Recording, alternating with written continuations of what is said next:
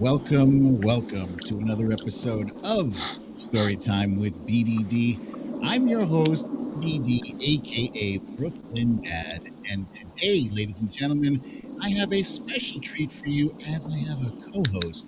Some of you may be familiar with my a guest to the right of me is none other than the Horse Whisperer, aka Mike. How you doing, Mike?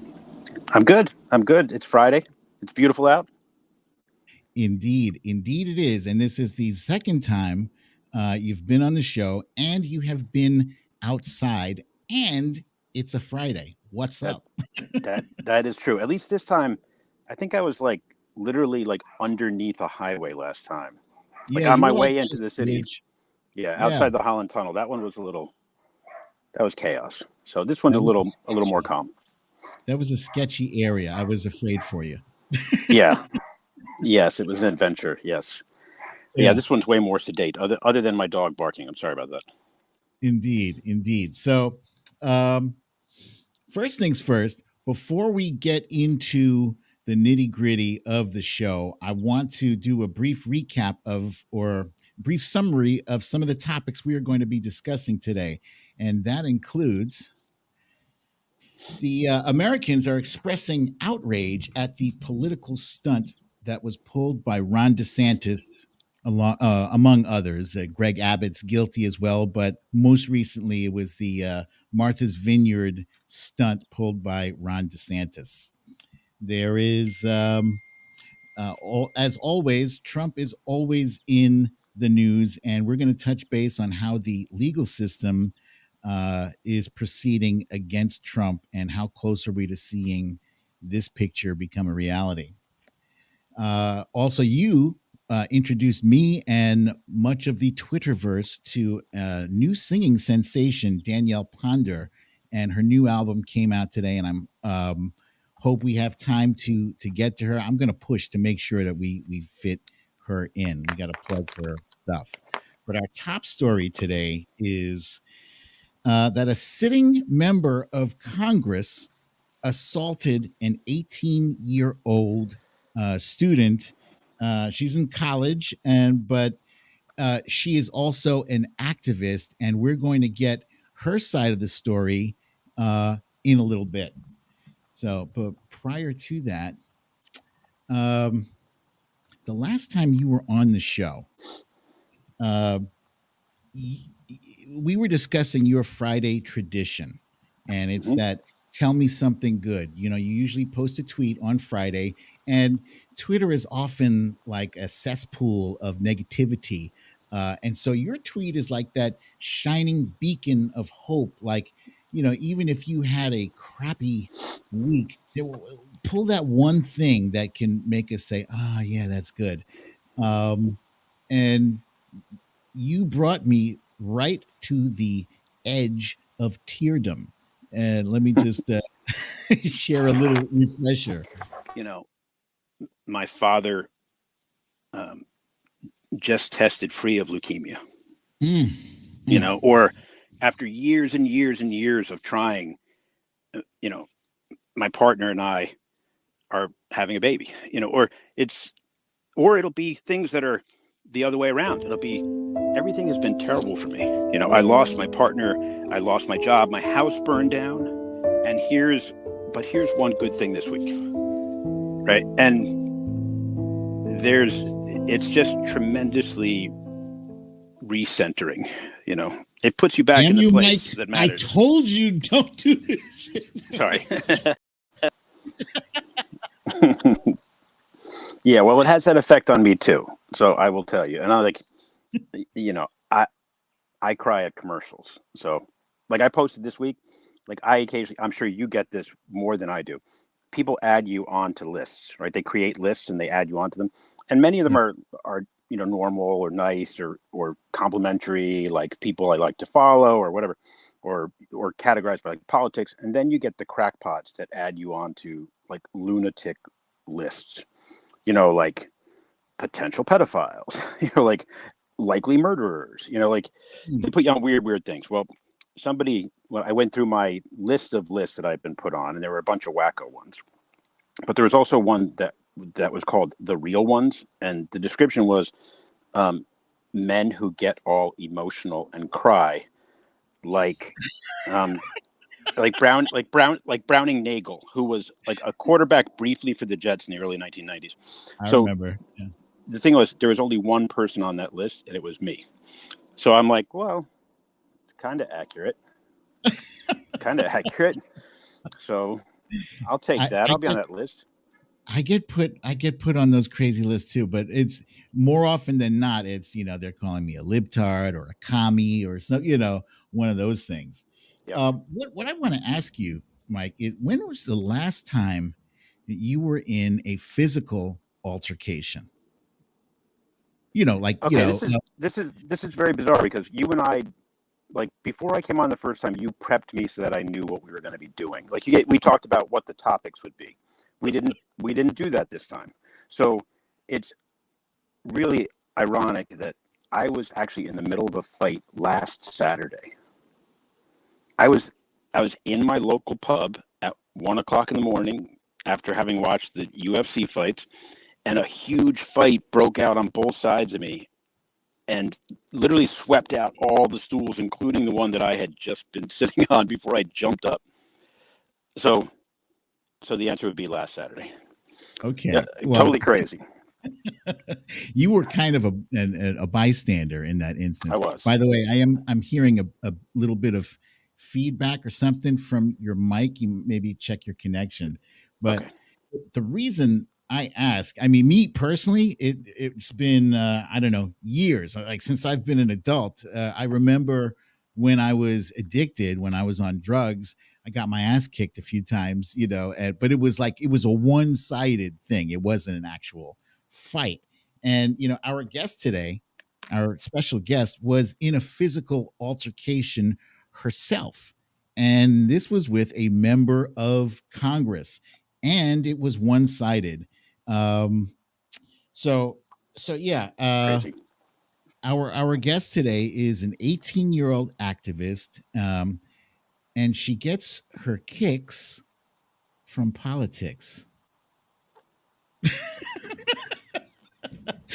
She is the deputy director of communications for Voters of Tomorrow. So, ladies and gentlemen, please join me in welcoming our guest today, Marianna Pecora. Hi, thank you so much for having me. Oh, wait. Thank you. Hang on. There we go. Enough of that. How are you guys? Good. Good. How are you, and how is your shin? It's fine. It didn't hurt that bad. I just tripped. She pushed me with her legs. That's what a kick is, right? That's just bonkers. That's just insane. The whole internet was at odds about several aspects of this, because we have video. We have video from. There's so many videos. Yeah. So many people took videos. Yeah. And so that's helpful in the legal sense. But people are still kind of at odds. Was it intentional? Was it accidental? Etc. And we're going to get into all that, right? But first and foremost, you, Marianna, are a person. You are an individual, and you exist outside of the scope of your my run-in with a congresswoman. Run-in with a crazy old moron. So first, I want to ask you. You're very young. You're 18 years old. How did you get involved in politics? I got involved in politics, I think like a lot of other young people did. And that was when Donald Trump was in office. Me and I think a lot of people in my generation got a little bit sort of disappointed with what our government looked like and the way that our government was talking about not just young people, but I'm half Mexican. Donald Trump was saying some really awful things about people who are my family and close friends, people who I love and care about. And it was really upsetting, and I wanted to change that. And politics was the way to do that for me. Wow. That's fascinating that you basically got involved in politics the same year that I got more involved in Twitter. I mean, my Twitter account was like had cobwebs on it. I was only posting about a movie here and there or complaining about a newspaper. That's it. And then Donald Trump actually pulled me into Twitter on a daily basis. Yeah. I do How have about to say though, like I was pretty young when I sort of had to start being politically aware. Um, I remember it really clearly because I was graduating from I didn't out like my elementary school went to sixth grade, not fifth grade. So I was graduating from my elementary school and finishing sixth grade as the presidential election was starting. And one of my like truly most formative political memories was I was at a brand new school in seventh grade and we had like a mock election at our school. And it was like the biggest deal for me to sort of think about what percentages of my campus were voting for Donald Trump in this mock election. And it was bigger than I thought. It was like 35% of the kids. Um, but it was just really interesting to sort of have a bunch of young people being forced to care about their politics and government for the first time because they just came from 8 years where they were really young and they didn't have to worry about their government working or working for them. right? And I think it's really interesting that even as we have a more competent executive branch right now, we're still sort of dealing with that in other levels of our government. Nice, nice. Mike, I want to add, please feel free to jump in because I tend to be a motor mouth, right? So I will just keep going. I want you to feel free. Mhm. You are my co-host. It's your first time co-hosting on the show, and so feel free. Don't worry about stepping on my. I will. You're good. Um, I'm also curious about the level of engagement with um, in politics with the people that you work with at Voters of Tomorrow. How did you come to be involved with Voters of Tomorrow? It's actually a little bit of a funny story. I had been following Santiago, our executive director, on Twitter for a while, and a couple of the other staffers. I was really aware of the organization and like a big fan. And I had applied for an internship in my congressman's district office, and I didn't get it. And the day that I got the email saying that I didn't get it, I like applied to like 15 different things because I was really upset, and Voters of Tomorrow was one of them. I ended up working on my congressman's campaign. It's fine, no bad blood there. But yeah, I ended up applying. I started as a social media manager, and now I'm the deputy communications director for digital engagement. So I manage our online presence, digital strategy, outreach. We do a lot of our recruitment through our digital platforms and just trying to reach as many young voters as possible through the place that we spend a lot of time together, which is online. Indeed, indeed.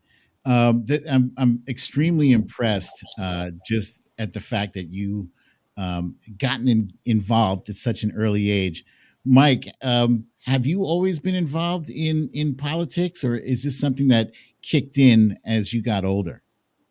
Um, to nowhere near to the extent that Mariana has, and I spent a little bit of time, if you don't mind, I trolled your LinkedIn, and the the volume of things that you've done at your age is, I mean, it's striking. It's incredibly impressive. And sitting here listening to you talk, the thought that's going through my head is it's a matter of time before you're on a ballot somewhere.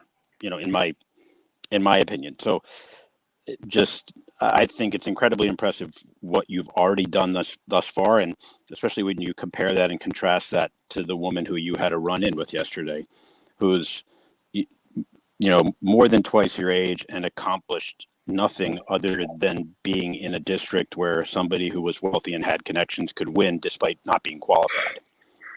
So It's really funny that you bring up my LinkedIn because one of my bosses from a congressional campaign that I mentioned earlier told me that I had to update my LinkedIn because there's some old information on there.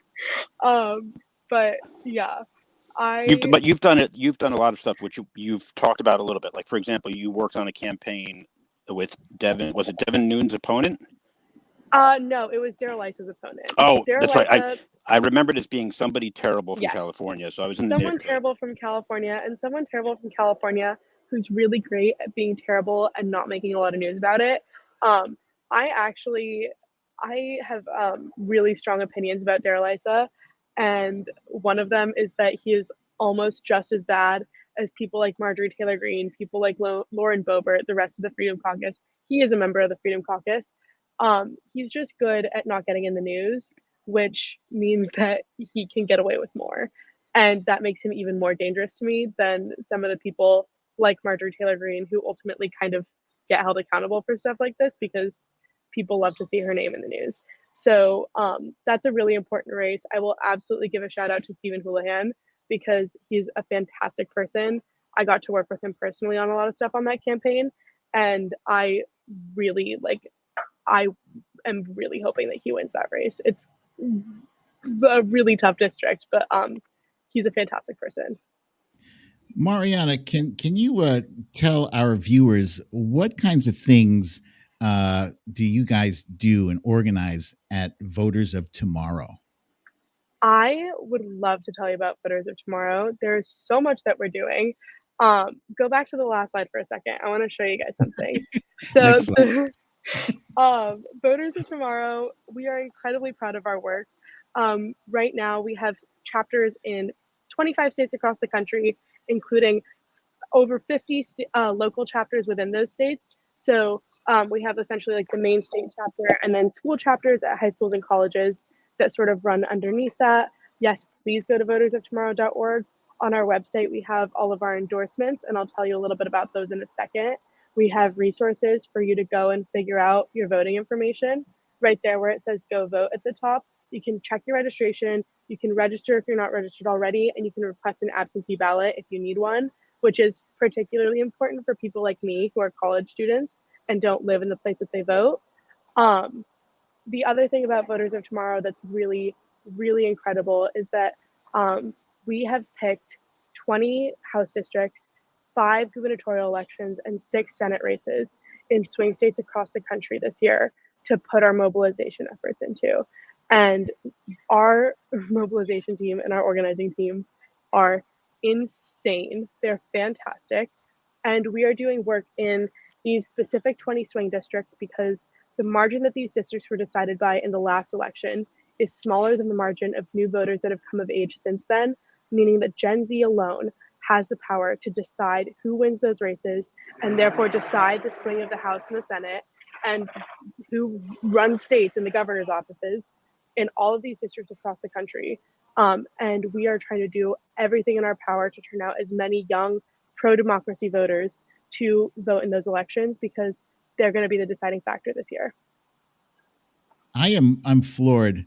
I'm just floored by your enthusiasm, by your energy, by your command of the information. I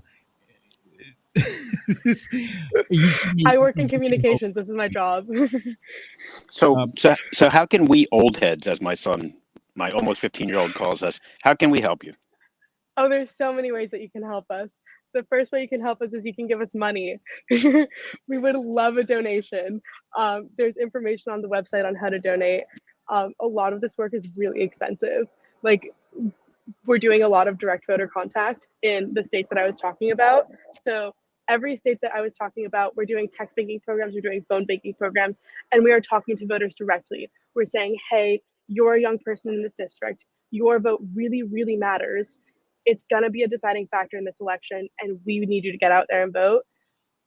The data for that is incredibly expensive. So there's a lot of work that needs to go into doing that. The second thing you can do is while we are looking for young volunteers, you can sign up to be a volunteer with Voters of Tomorrow. It's also on our website, the link to volunteer. You can hop on a text bank with us, you can hop on a phone bank with us, and do some direct voter contact along with us and make sure that young voters are being contacted.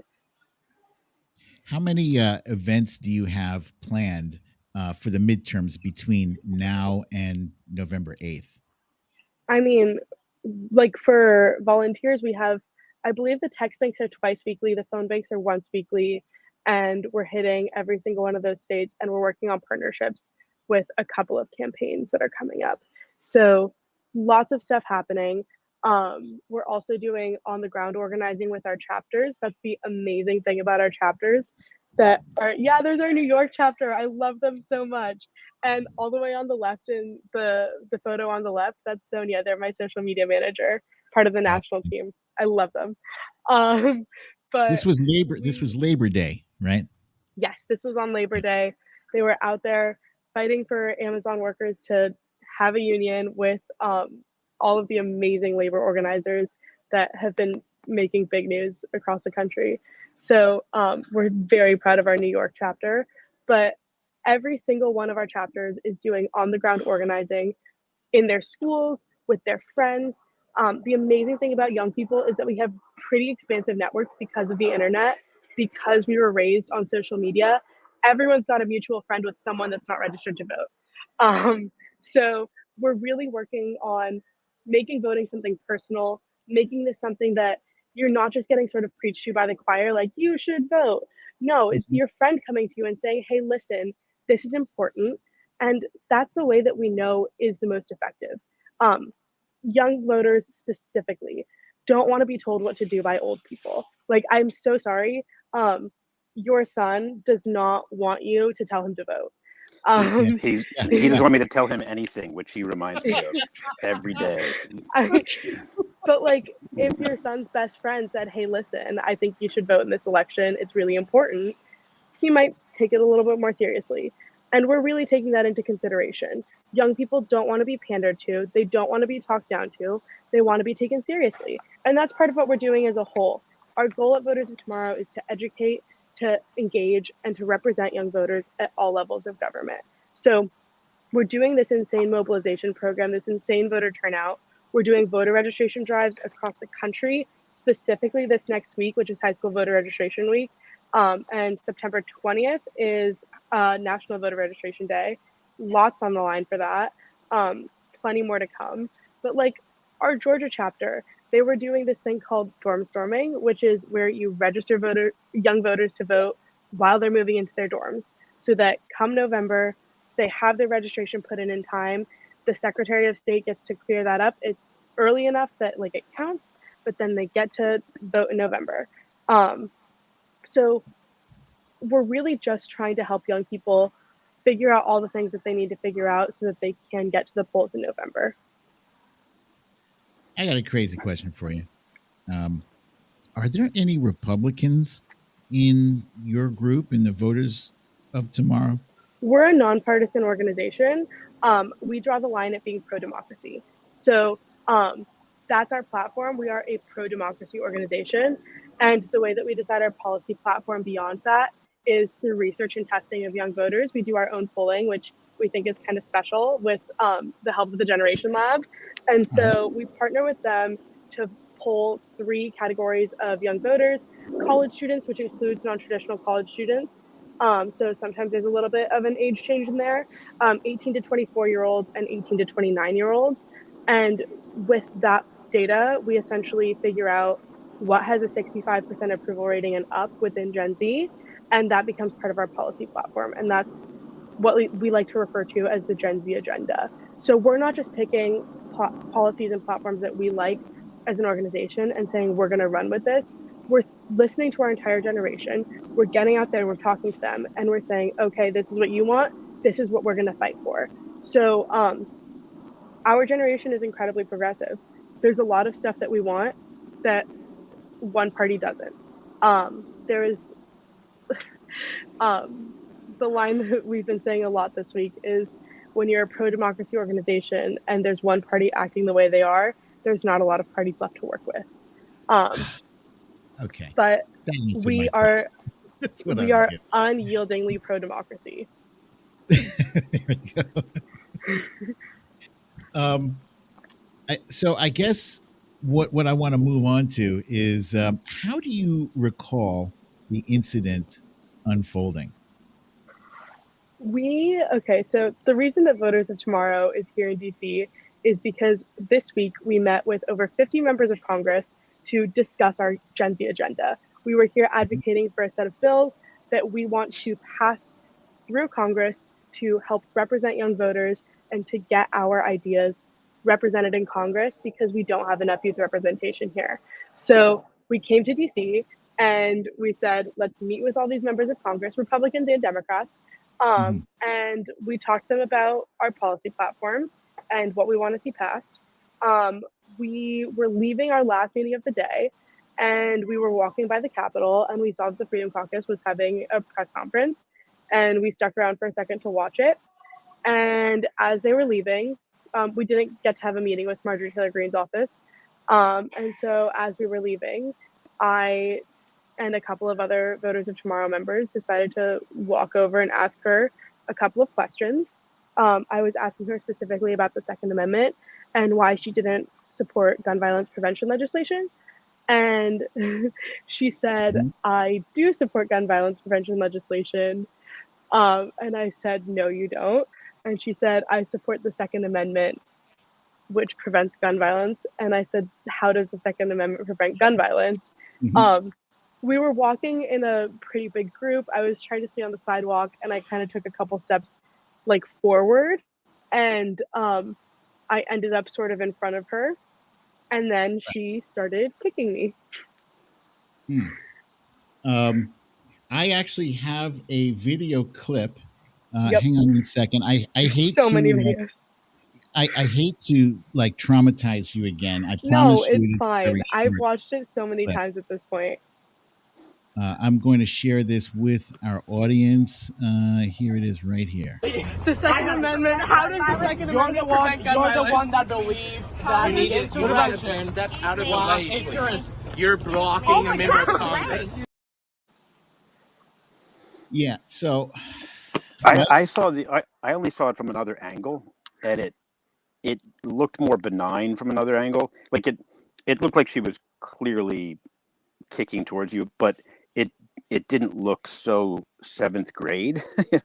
Like, I mean, like that's like you kick somebody in the hallway between periods. Like if it was anybody else, I'd be shocked. But I mean, granted, she's a toddler. You know, Someone in the chat asked if she was wearing Nikes. She was not. She was wearing heels. But I was too. No, I was wearing flats. I had switched my shoes. But so I find it a lot disappointing that a group of young people, nobody in that group was over the age of 20, 21 maybe. I think we have one or two 21-year-olds. Nobody in that pack was over the age of 21 from the Voters of Tomorrow team. And we had respectful conversations with her. Like, she didn't respond respectfully, but I asked her, with her. I asked her respectfully, don't you think, why don't you support Second Amendment, right? Or why don't you support gun violence prevention? I had friends from Voters of Tomorrow that asked her questions respectfully. We were all being, I think, pretty respectful in the way that we were talking to her as citizens that were asking a member of Congress, the body that's supposed to represent the people. She has, I think, a little bit of a duty to respond to us. And I think it's quite disappointing that a group of young people acted with more dignity and more respect than a sitting member of Congress did. Because I don't know about you guys, but I was taught not to kick people when I was upset at them. They covered that pretty early. I think they covered that really early in kindergarten. It's just like I was raised to not go for violence. Marianna, the first time I saw this clip, I'm kind of like in the same boat as Mike. It looked benign to me from the angle I saw the video, but then that clip, which I'll just show you one more time. I'm sorry, just for effect. The Second Amendment. How does the Second Amendment prevent gun violence? You're the one that believes that you need insurrection. Step out of the way. You're blocking a member of Congress. So that angle shows her looking directly at your feet. If we didn't have that angle, I would have thought, hey, it was an accident. And my wife actually wanted me to ask you, do you think it was intentional or accidental? From that clip, I honestly, okay, now I think it's intentional. In the moment, I thought that she like tripped into me or that she like flat tired me or something the first time, and I kind of like, you can notice like I tripped, but I sort of like kept on walking. Like I thought she sort of just like bumped me, and she was saying like excuse me or whatever. When it happened the second time was like more intentional, and like it felt more intentional when she kicked me, and also I realized that she wasn't just running into me, she was like trying to kick me. And then I saw the video and I was like, oh, like she really kicked me, like she actually tried to kick me. Yeah, she was definitely swinging her little caveman toes at you. Everyone keeps on talking about the toes. I didn't look. I don't know.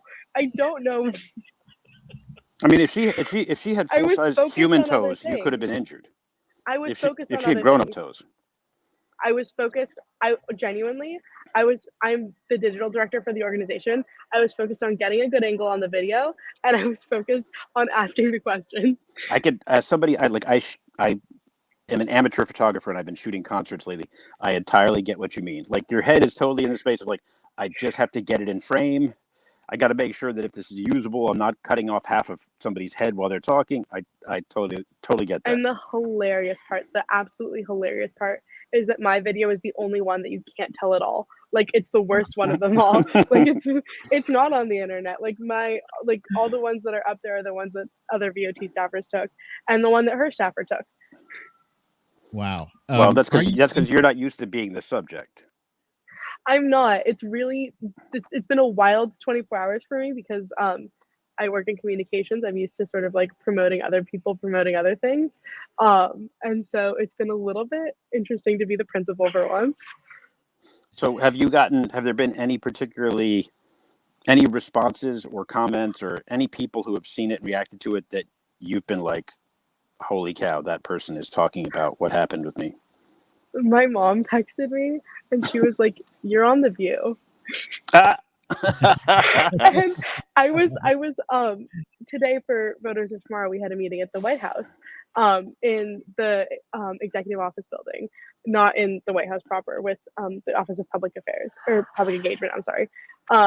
And like she texted me as we were like about to go through security, and I was like, oh my god, like guys, I'm on The View. And it was really funny, but there's been a lot of media coverage of it. Like a shocking amount. The Washington Post were the first people to put it up like a couple of hours after it happened, but it's been a wild, it hasn't even been 20, now it's been 24 hours, but it's been a wild day. Yeah, you know why there's crazy. so much coverage of it is because she is a sitting member of Congress, and she assaulted you. She basically assaulted you.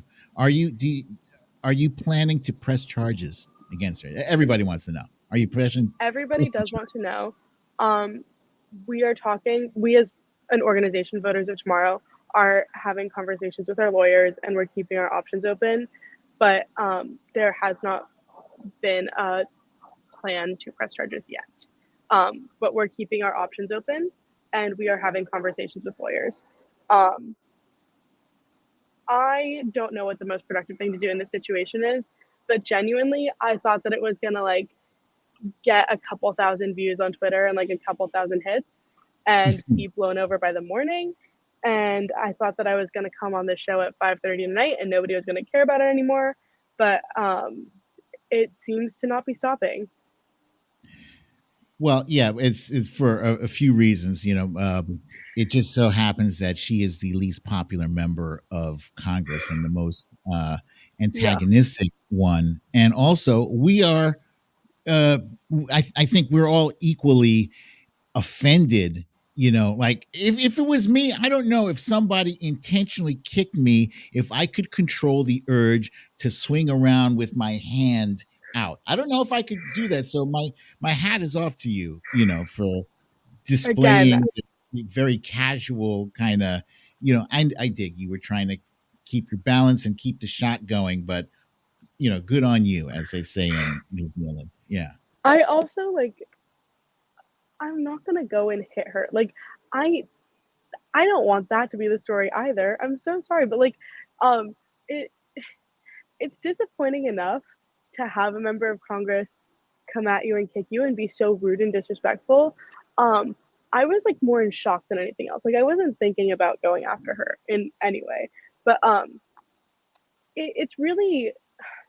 it's wild because I got to meet so many members of Congress in the last couple of days in a very cool and interesting way, with a bunch of people that I care about and that care about the same work that I do.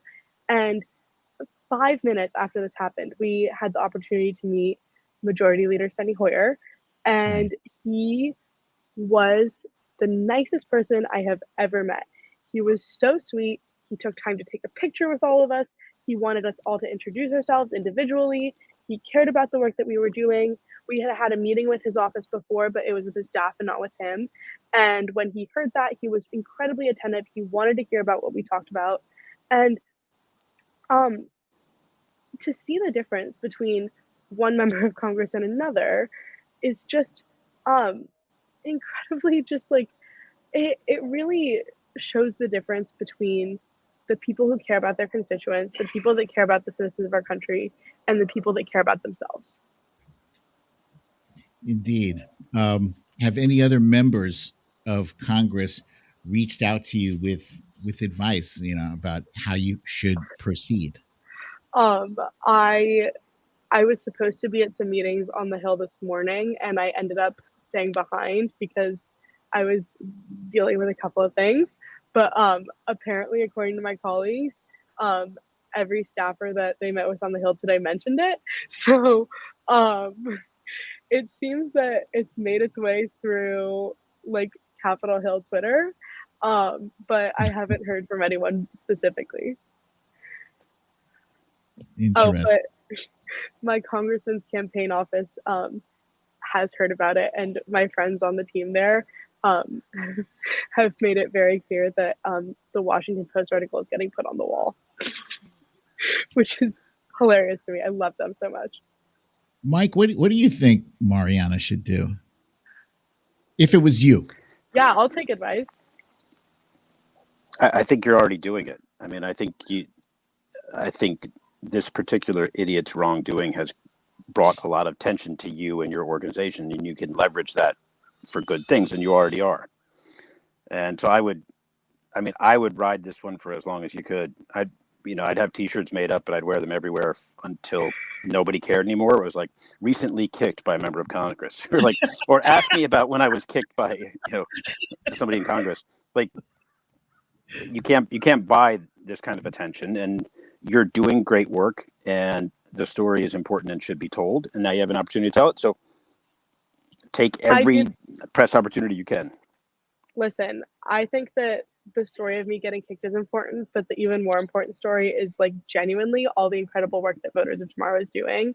And I would not have been kicked by a congresswoman if I had not had the opportunity to work with this incredible group of people for the past 8 months. And I am so proud of our team for a week of seriously hard work. We have not been sleeping.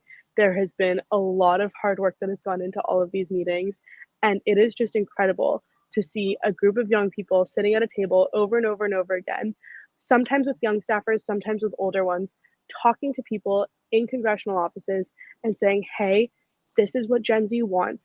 You can help us.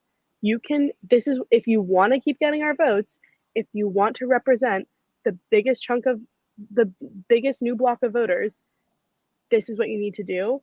And also, I think our mobilization efforts are a huge story that nobody is talking about.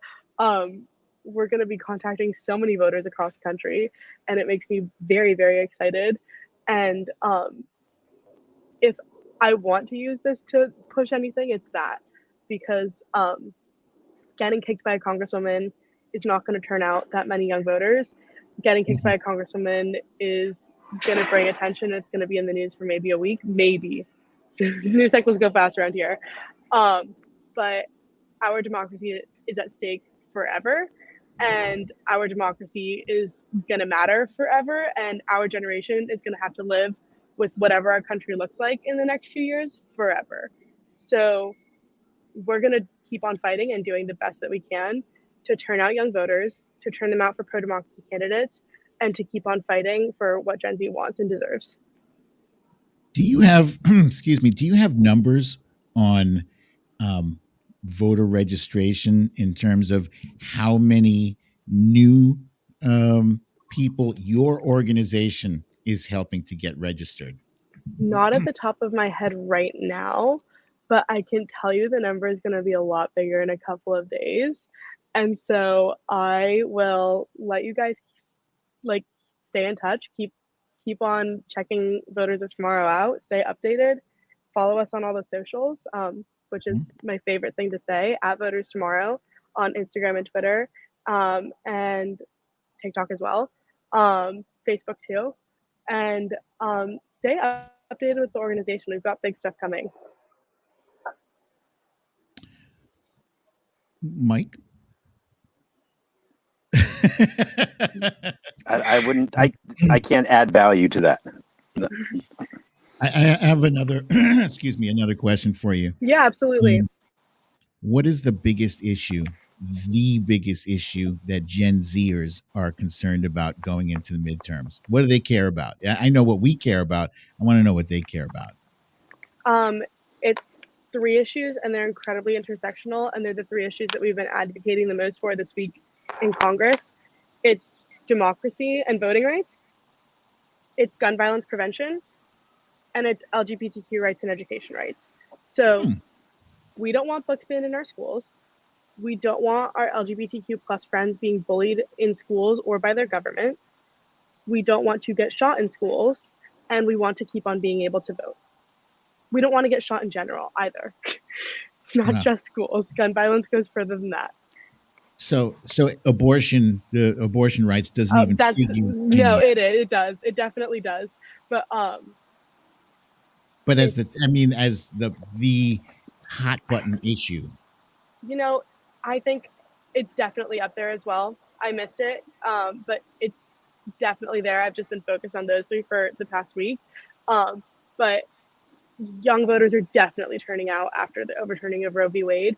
If we look at the data from Kansas, the biggest block of new people registering to vote is women under the age of 25.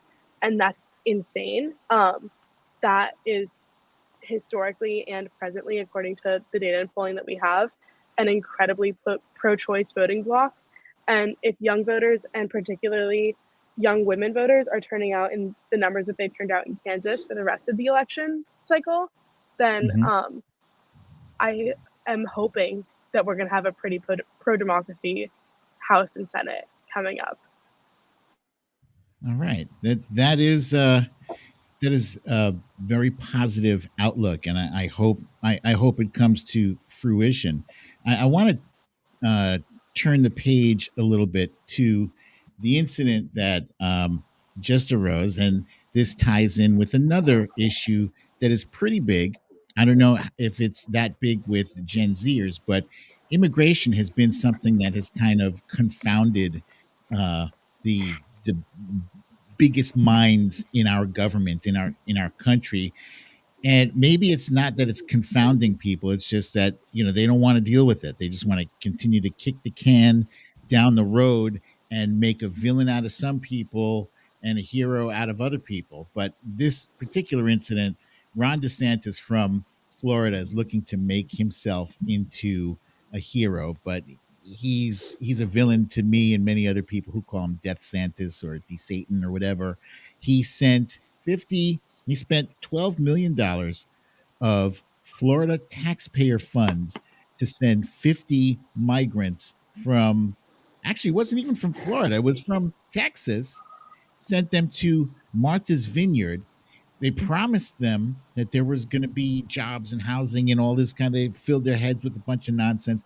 There was a story that came out today that that apparently they were tricked into filling out these forms erroneously, and then they were sent to Martha's Vineyard. What's your take on this whole situation? I want to start with you, Mike. What's your Yeah. take on Well, how this is playing out? What was DeSantis's intention, and did he get what he was aiming for?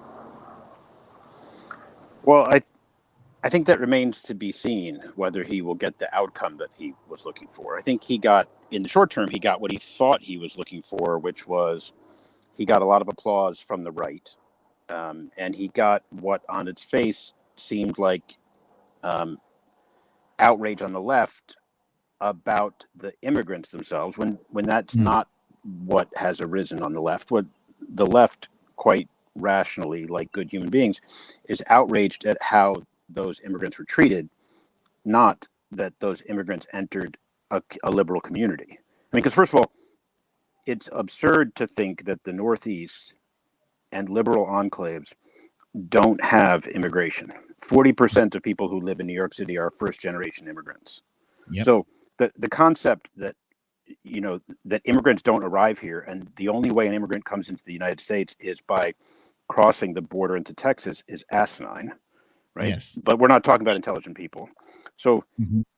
on the one hand, I'm of two thoughts. The rational me thinks that this is going to be just one of those super polarizing things where people leave this feeling the way they always felt. The right will think it proves some point, which it didn't. And the left will think it's yet another horrible, despicable example of the sociopathic behavior from DeSantis and people like him. Now, that's the rational me thinks that, but the hopeful me holds on to the fact that, like, Kids in Cages, for example, is one of the times where something was too much for everybody. It was too much for even the right. And Trump grudgingly ended up having to back down. And because although the country is going off the rails in a lot of ways, there are some bridges too far still. And abusing and mistreating vulnerable families, including their young children, still doesn't play well, no matter how partisan the audience is. And so I'm hopeful that the media, if the media really humanizes the people involved here, this could net out to play horribly for DeSantis. It could be a long-term stain for him. But like Marianna was saying, the news cycle moves so fast. If we move on to some other bullshit a week from now, not even a week, 3 days from now, Yeah. it will have had no impact on anything. What are your thoughts, Marianna? Sorry, I was muted. I also think it's incredibly important to recognize, first of all, that this was a coordinated effort between Governor Greg Abbott in Texas and Governor Ron DeSantis in Florida. This was not two people acting on their own. This was like they went from Texas to Florida to Martha's Vineyard. And secondly, I think this actually really ties pretty closely into what Voters of Tomorrow is doing, because a lot of our work happens in Texas and Florida, because those are two governors that are directly attacking youth rights. And in the same way right now, they're attacking immigrants, and they're calling it an attack, like they're blaming it on elitists, and that's why they're sending them to Martha's Vineyard. I don't fully understand the rhetoric or the argument of that. I think it's pretty, I don't know, insensitive. But quick reminder, Ron DeSantis went to Harvard and Yale, and Greg Abbott went to UT Austin and Vanderbilt. Right. So, and they're both the governors of their states. If I was going to call anybody an elitist, I would call them elitists. And so, yeah, I don't see any positive outcome in treating people who come to our country wanting to find a better place to live, wanting to find jobs, wanting to be here and wanting to work hard, and wanting to do as much as they can to be away from a country that was causing them harm. I don't see how treating them inhumanely does anything productive.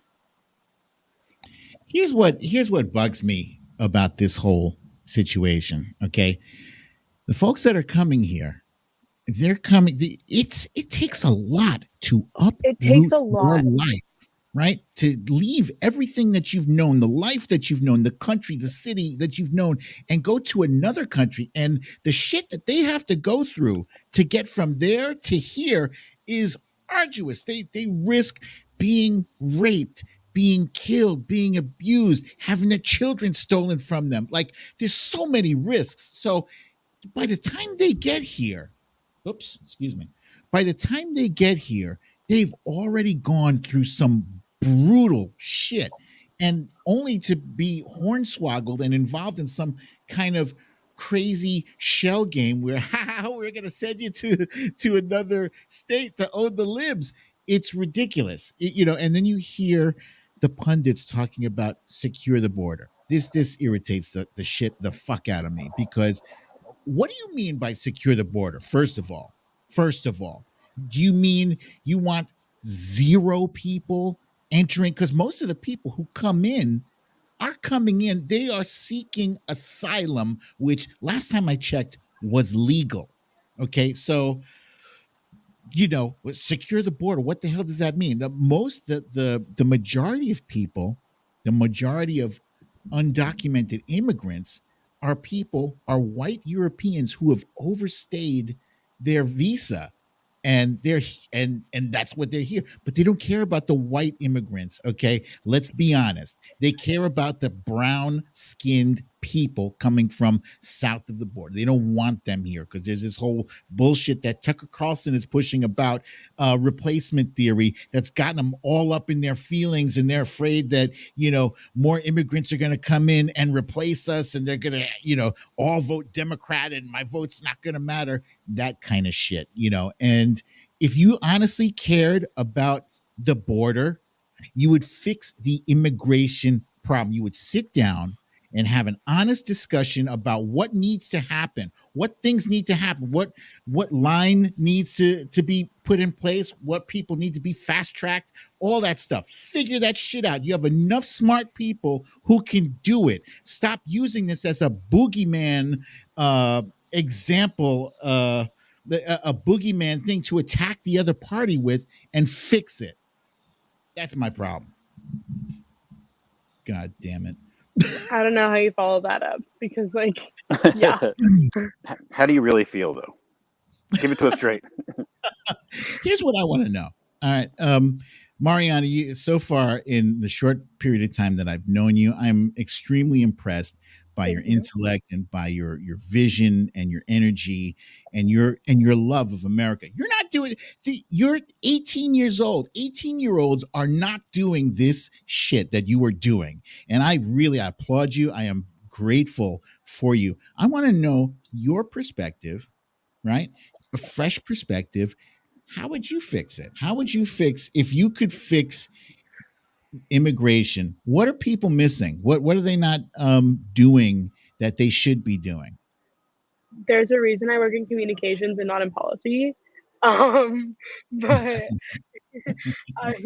my job is to let other people figure that out and then sell it to everybody. But listen, I think there's a humane way to do everything.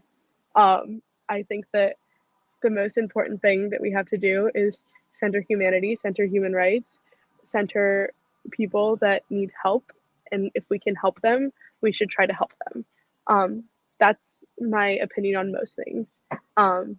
If we can be a more compassionate, a more forgiving, a more giving, a more welcoming, a more inclusive country, we should try to our very, very best to be that, because that's what the best version of America is going to look like.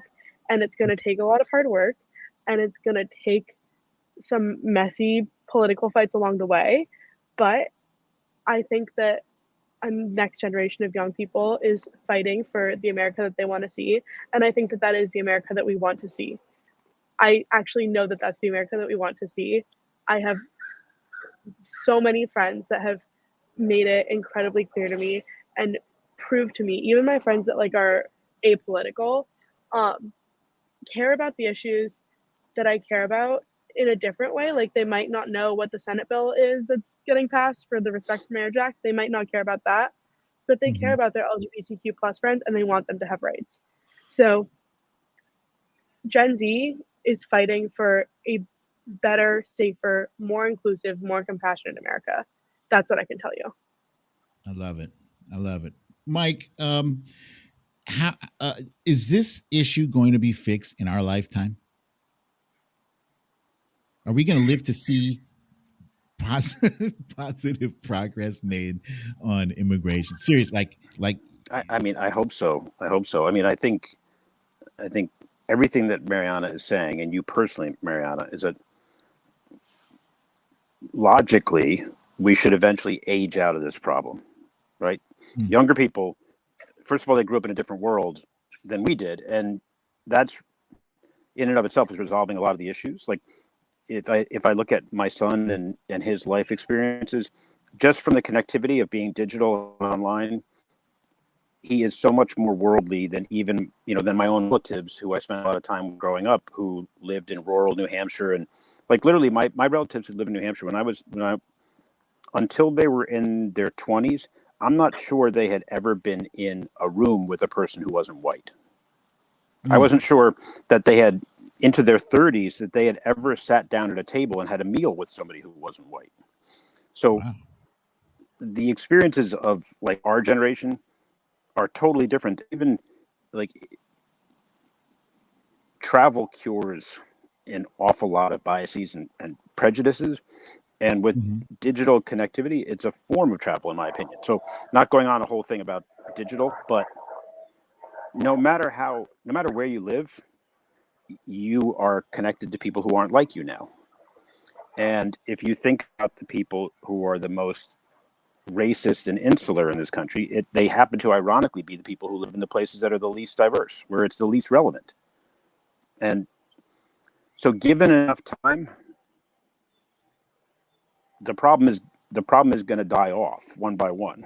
However, do we have that time? That's the question. Mike, I love talking to you because you make so much sense and you make it plain. I appreciate your wisdom. What I want to do now is excuse me, is briefly, I'm saying briefly, I don't want to give this guy too much goddamn attention, but the guy that got Marianna and me, and probably you too, Horse, Mike, more involved, Donald Trump. We are everybody is kind of holding their breath on, there's been one shoe falling after another, and it finally looks like, to me it looks like they've got something that will stick. Everything else has been like, this guy is Teflon Don. Nothing is sticking to him. But these documents, these excuse me, these classified documents that he just took it upon himself to leave the White House with, and keep in his very unsecure resort. This looks like it's got legs, and I know there's some shit going on with the special master and Judge Cannon and all that. But what's your feel for how this is going? Do you see, are we closer to him being indicted and convicted, or is this just another incident, example of him being above the law? Your take, Mike. I would like to hope that the answer is yes, but I don't. I'll believe it when I see it. But it seems to me that people have to start seeing justice, right? People have to be near him. People close to him have to get indicted and be facing prison time for activities specifically related to him before the dominoes will start to fall, in my opinion. Because I think, granted, there were a lot of people that were in his orbit who were indicted, and then he pardoned some, but they weren't for activities that he was directly involved in, right? I mean, Michael Cohen, yes, with the Stormy Daniels thing, but I think if you start lighting up people around him for the crimes that he's involved in, then it's going to start to change the game, because the other people around him are going to not be big fans of going down on his behalf, in my opinion. So bottom line is, there clearly is a lot going on. Garland is serving tons of subpoenas. They have grand juries. I'm optimistic that's going to yield fruit, but it's got to now. It's moving too slowly. It moved too slowly over the last year and a half. And now it's going to have to wait until after the midterms. We need to see some delivery of justice in motion, not just Trump, not fighting it out with a judge who is now going to get appealed to the circuit, and he's going to lose that decision. Then he's going to appeal it to the whole bank in that circuit, and then he's going to appeal it above that, and it's going to take 3 years. It can't work that way. No. Like, people have to start getting indicted, period, for real crimes and do real time. And until that starts happening, it's actually, all of the bullshit we see is worsened every single day that nobody gets charged. Yeah. Our democracy is crumbling because of that. So, anyway. Marianna, what do young people care about these proceedings?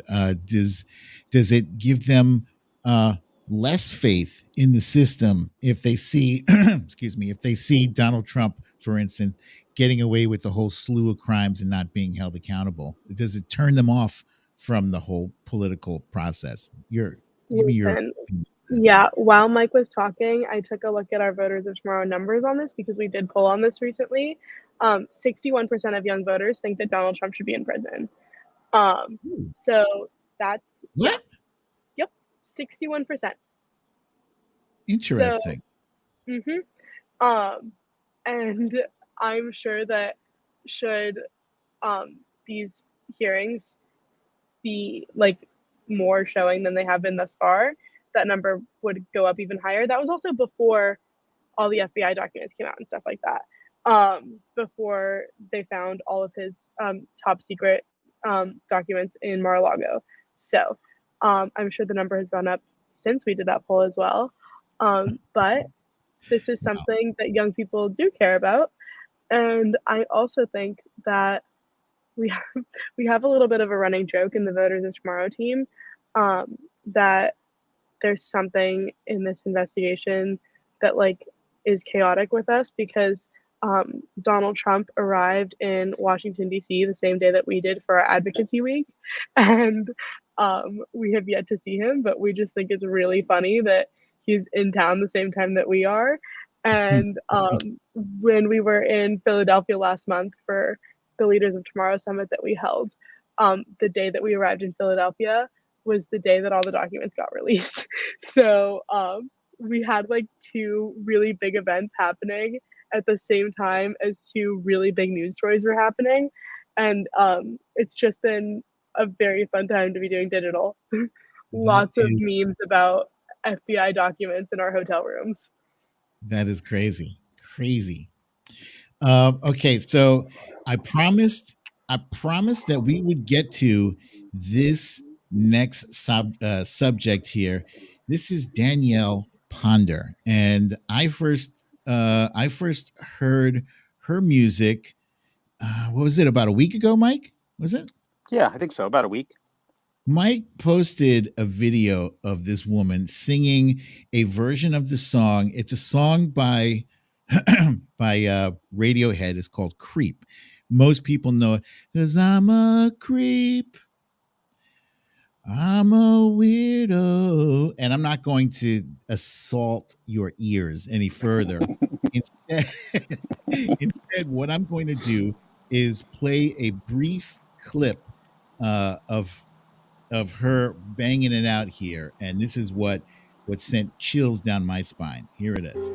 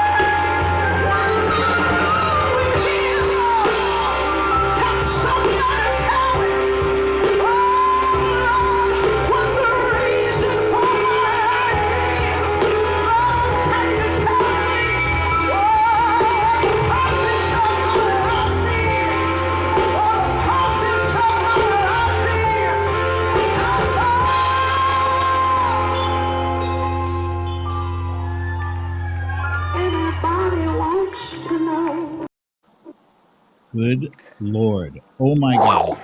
Feels all over again. Wow. Mike, where did you discover this amazing woman? I just have to say first, is like, don't you wish we still smoked? like, oh my God. Don't get me started on that, Like, bro. I would be like, pop open a beer, smoke a cigarette after that. Indeed. To answer your question, I was in the car one day and I was listening to one of the Sirius satellite radio channels, and they were like, "Oh, here's a new artist, and she has a new song out," and it was the title track off of the album that she had that just got released today, called "Some of Us Are Brave." And like the opening notes of that song, I was like, "Holy shit!" Because she sounds like a combination throwback of, like, on that song, like Nina Simone and Billie Holiday, and like characteristics that are kind of absent today. So it has just a very vintage feel, but also modern, and it's a breath of fresh air, in my opinion. And then I went and I looked up like her whole deal and her backstory, and she's just an incredibly impressive person. She grew up poor in Rochester, New York. She's been an activist her whole life. She's, I think, the youngest of 7 or 8 kids, and her father was a pastor, and one of her siblings was sentenced under a 3 strikes violation to 20 to life in prison. And so she became an attorney to become a public defender in the hopes of preventing other young men, and primarily other young black men, from facing those same racial injustices and inequities in the justice system. And she's 40 years old. She's phenomenally talented, and she just left her career in law to release this album. And my whole thing about this is, I think she's amazingly talented. It just came out today, right? The album is out today. It just came out today. I think I'm gonna have to listen to it. I've never heard of her before. Yeah. I think she's going to be a star, but more than that is, I like real people. I like people who feel deeply, right? Who have something to say, because you can tell, as you saw from that clip, she's feeling it. It's like the anti-Carrie Underwood, who's like surface level and plastic. And I would say no disrespect to Carrie Underwood, but I mean complete disrespect to Carrie Underwood, who is a MAGA dipshit. Right. But with that being said, beyond that, I think it would just be nice if a good guy finished first. If good things happened for good people, and like all of us who are conscientious and thoughtful and care, if we saw to it that when somebody like Danielle Ponder takes a chance on trying to have a career, a good person with a good heart who's done good things, that we make a deliberate effort to lift that person up. I think that would be a great thing. So that's why I talked to you about it. That's why I've been talking about her. I have no connection to her other than I met her on the street for 5 minutes before her performance last week. But I think she's great, and I hope that the world embraces her. You mentioned that she had background in activism, yeah? Yes. Yeah. Tell me more about that. Do you know anything? I only know a limited amount, but she's, so she's from Rochester, New York, which my dad's from Rochester, so like. Yeah, Rochester. I used to spend a lot of time up in Rochester, and no way. It's a quaint. Yeah, I worked for a company that was headquartered up there for a while, and it's a quaint city that's reminiscent of a lot of Rust Belt cities. That it struggles with some of the natural urban decay that comes when you have a city that was once a booming center of industry, where a lot of that industry doesn't exist anymore.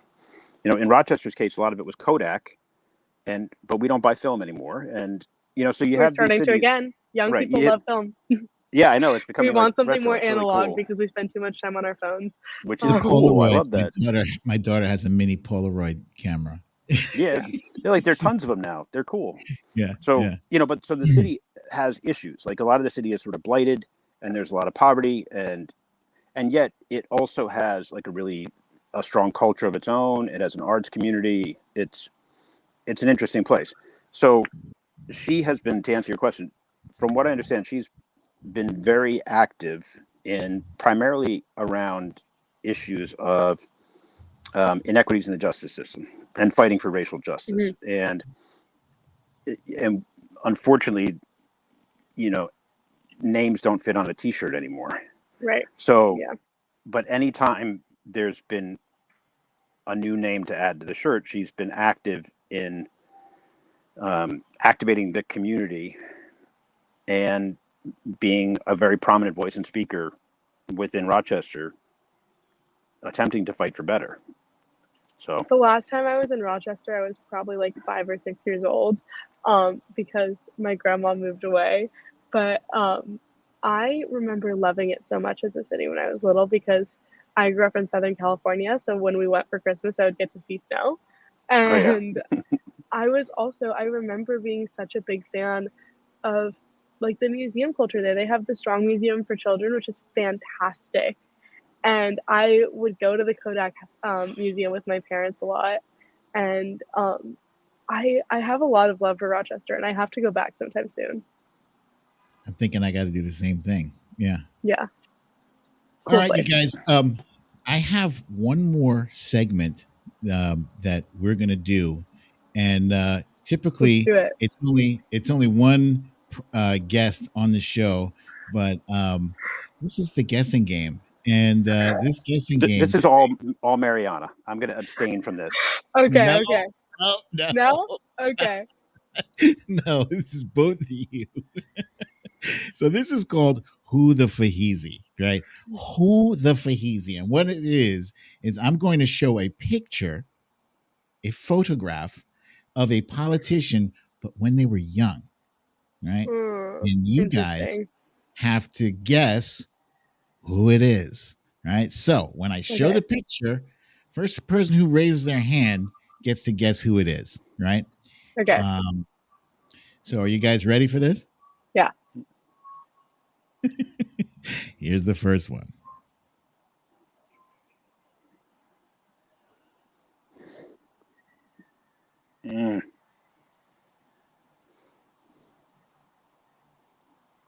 Oh, I'm at a loss there. I am too. Nothing? Nothing. I'm looking at the comments to see if anyone's saying it. Yeah. We were looking Amy for Klobuchar. I would have never gotten that.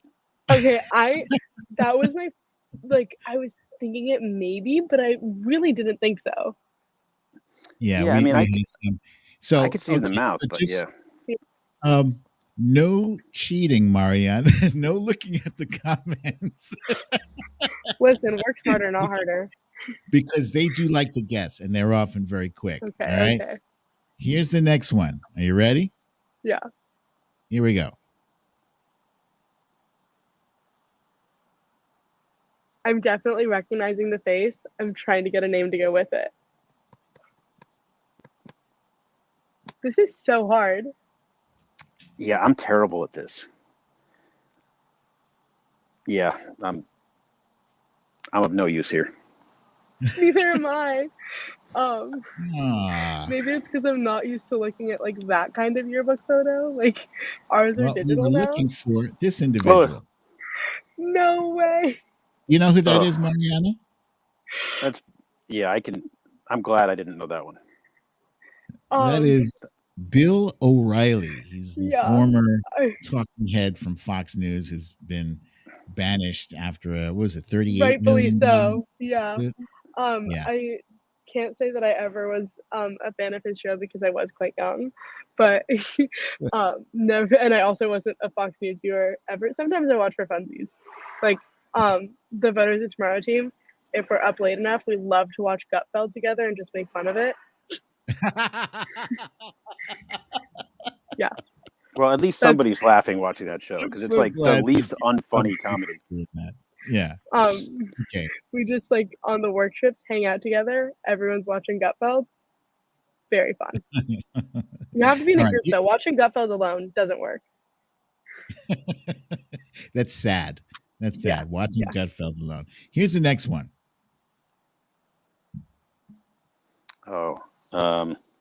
These are so challenging. I can't believe I'm blanking on her. Yeah, I definitely recognize the faces. California Congressman.